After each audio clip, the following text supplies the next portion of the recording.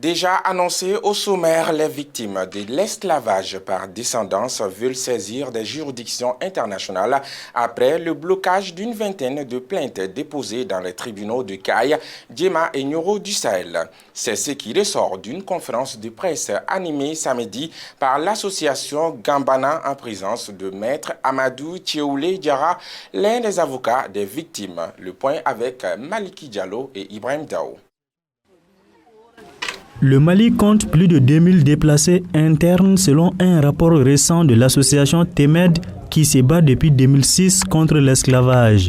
Les personnes en question refusent le statut d'esclave et sont battues par les notabilités dans la région de Kayes.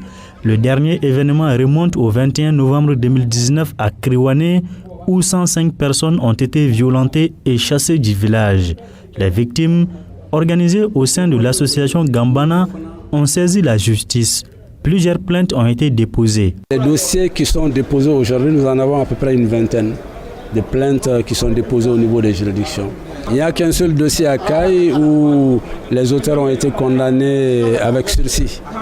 Et ils ont été condamnés à payer des dommages et intérêts pour les victimes. À part ça, les autres dossiers traînent et ça a l'air d'être compris comme étant un déni de justice. Parce que quand ce n'est pas jugé, c'est un déni de justice. Et concernant un cas d'esclavage, nous pensons que vraiment c'est le Mali même qui est en cause en ce qui concerne vraiment ces procédures-là. Face à l'indifférence de l'État et le blocage des plaintes dans les tribunaux, les victimes décident de se plaindre devant des juridictions internationales. On a tapé la porte à plusieurs ministères, on est rentré dans plusieurs ministères. Jusqu'à là, on n'a pas eu de réponse. L'État malien nous dit seulement, nous sommes dessus, nous sommes sur le dossier. Nous sommes dessus, nous sommes sur le dossier. Tout juste la semaine dernière, ce n'est même pas la semaine dernière, c'était lundi ou mardi que je me suis déplacé pour aller voir certains bureaux que j'en ai marre de l'État malien, que je vais essayer d'écrire maintenant à la CEDEAO.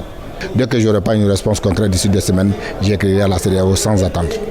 À défaut d'une solution malienne, Maître Amadou Tcheoulé Diarra n'écarte pas la possibilité de saisir la Cour africaine des droits de l'homme et des peuples, même la Cour pénale internationale. Mais avant qu'on aille même devant la justice internationale, moi je pense que l'État du Mali doit pouvoir rattraper et corriger tout ça en créant une commission et de discussion de ce problème. Il y a une commission qui peut régler ce problème. Une commission de bons offices entre les 10 maîtres et ceux qui traitent d'esclaves. Cela est possible. Comme en Mauritanie et au Niger, les organisations de défense des droits de l'homme plaident l'adoption d'une loi contre l'esclavage au Mali.